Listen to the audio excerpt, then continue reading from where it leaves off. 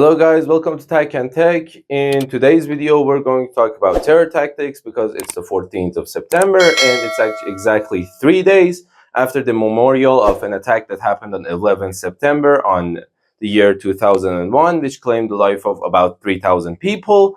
And it was a catastrophic event with 4 planes being targeted towards individual targets around the United States. 2 of them, the most famous ones being the Twin Towers within the World Trade Center, which the planes hit it and it claimed the most amount of lives out of all 3 other attacks that were done. The other one was the one on Pentagon, which the plane actually did hit the Pentagon, but it hit one of the 5 sites that was being repaired, so it didn't claim as many lives as it was expected.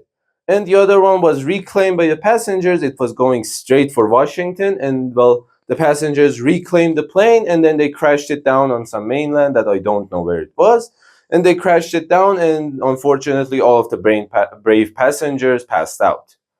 And today will be a great day to talk about terror tactics because it's a hot potato right now. And terror tactics have nothing to do with terrorists or terrorist organizations, terror operations. They are based on terrorizing your opponents. It can be used by anywhere in the world. In fact, it was used by almost anyone that has ever fought a war. It was in fact the main thing. When you cannot physically out strengthen, out physic your opponent, you need to out mentaliate them. You need to make sure their mentalities are weak and yours are strong.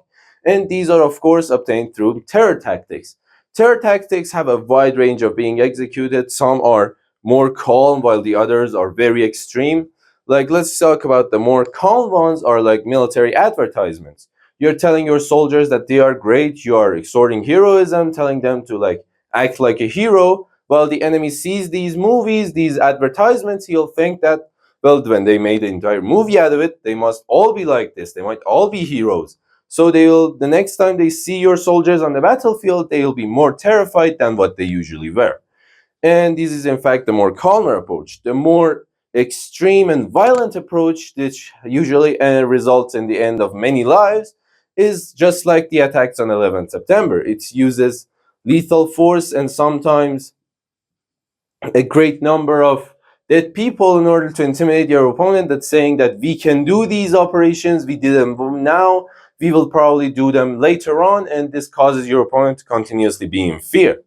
And these are some of them. There are also other ways of terrorizing your opponents in combat, because these were outside of the battlefield, but these other ones like guerrilla warfare and setting traps were used by the Vietnamese. In fact, terror tactics were used very greatly by the Vietnamese. Using these terror tactics, they were managed to defeat the United States, the greatest military power of the time and at the current time.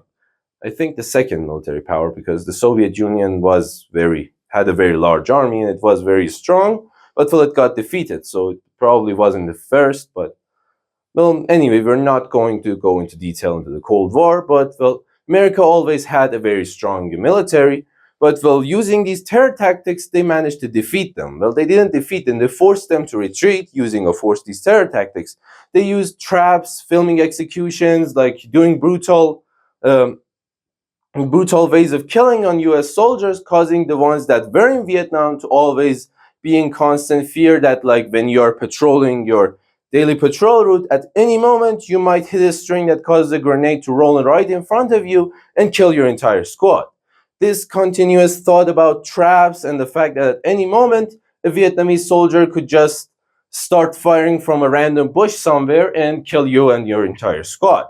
This continuous fear that was inside their head made their mentality weak. It also made the mentality of those who were home in the mainland US weak, because they thought that our soldiers are being torn up by the Vietnamese. They're being trapped. They're using guerrilla warfare against them. It doesn't make sense for us to fight and die for something that isn't even ours. Vietnam. Why should we die for Vietnam? These continuous terror tactics used by North Vietnamese armies were able to defeat the United States people mentally, to the point where they decided that no, Vietnam ain't worth dying for, and they retreated and letting the communism spread into Vietnam. And in fact, yeah, In fact, that's like the best way terror tactic could have been organized. In fact, as I said, it has many levels. You can do each level, except that on higher levels, like the 11th of September attacks, it can backfire greatly, like it did on 11th of September.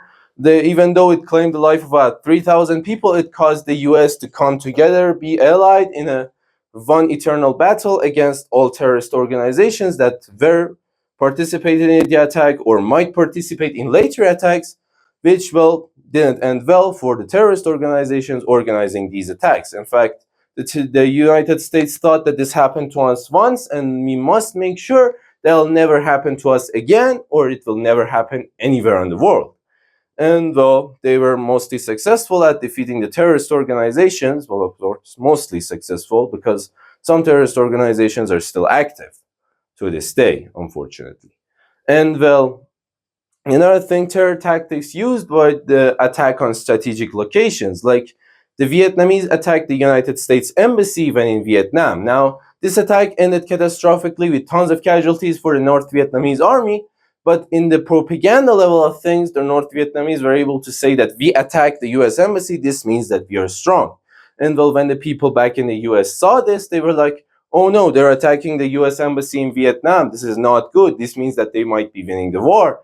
And well, things like that led to the US people to go into anti-war protests that were saying like, why should our children, our soldiers die for Vietnam that doesn't even have anything to do with the United States today? Like, what good does it bring the US to send our children to Vietnam to just roll, like have their feet stepped into some kind of a hole filled with spikes and then like get stuck there until a Vietnamese soldier comes by, grabs him, gets him into some kind of labor camp, and then executes him in front of camera so that we can watch our children die in horror. And well, due to this, they thought that it ain't worth it. These terror tactics were used by the Vietnamese, and well, it led them to great victory. And well, another way of fighting these um, terror tactics is like we talked about them outside of the battlefield, using propaganda, using terror, like terrorist attacks. But we're going to also talk about what was inside of the battlefield about terroristical operations and terror tactics. One of the most commonly used terror tactic is the guerrilla warfare tactic. Now, the guerrilla warfare tactic like makes up the fact that you have an army of like a very small number that are physically weak against like a larger army that's very strong, and you cannot beat them in a all-out conflict. So divide your troops into smaller units that are easier to manage, and you equip them either with very low equipment or with very advanced equipment, making sure that they can stand against harder and stronger groups of enemies, and well, taking them out small by small. Like you have these guerrillas placed all around a certain camp, and then they'll make sure to attack any patrol that's coming from the camp. It's either that after some time you drain the manpower of the camp enough to so like an all-out decisive assault might be effective, or that they will just stop sending out patrols completely, and well, you'll be left with well a camp to assault, and which then you can retreat your guerrillas and think about your next move.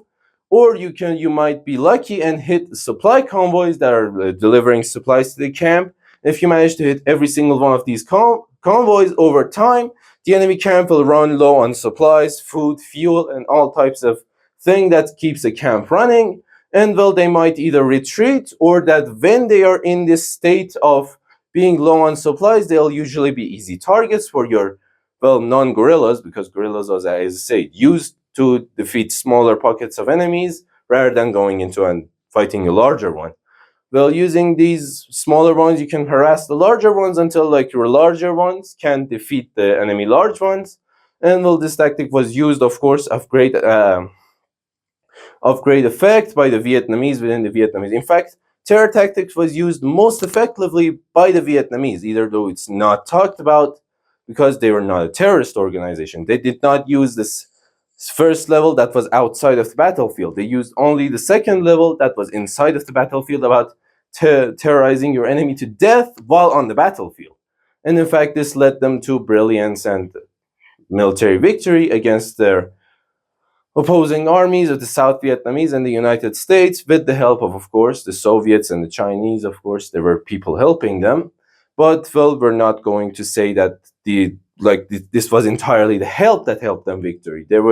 It was their strategic brilliance and the fact that they knew exactly how they should fight in order to make the most out of their smaller numbers. And well, yeah, that's been 10 minutes. Make sure to like the video, subscribe to the channel, and ring the war bell to be notified of the rest of the wars that will occur on the channel later. Thank you for watching again, and stand by for my next video.